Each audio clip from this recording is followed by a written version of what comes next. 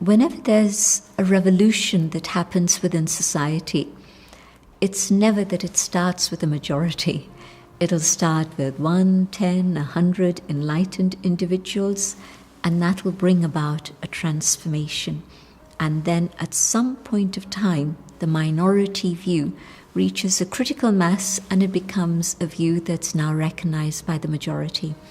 That's how the slave trade was abolished.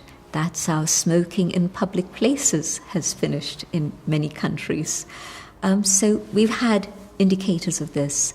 And so here again, if people who are being victimized, who are the target of discrimination, if individuals begin to respond differently, and instead of reacting with anger or sorrow or any other negative response, if they're able to hold their own inner dignity, I think there's a very strong message that's being sent out, and I think situations change.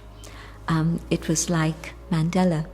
He didn't tell the people in South Africa to react with anger. He told people to react with forgiveness. And one man was able to shift the consciousness of a nation and at that time avert the tragedy of a civil war. I was in South Africa a lot in those days, and so I saw the shift happen. And so I'm very convinced that when there's a shift within one individual, it doesn't stay restricted to one. It impacts their family, their community, and it's able to spread out further and further. And so I think that yes, there can be a shift. Am I going to continue to live my life in fear? Fear is something that happens in the mind, but fear is something that also happens in the body.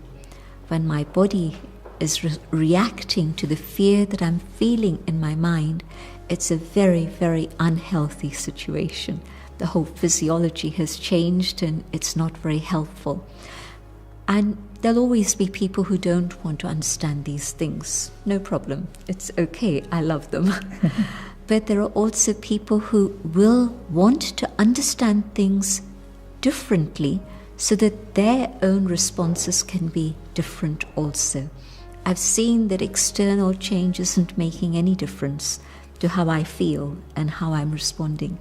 And so I ask myself the question, is there a different way to deal with all of this? And then I go on that inner journey of understanding and changing. Yeah.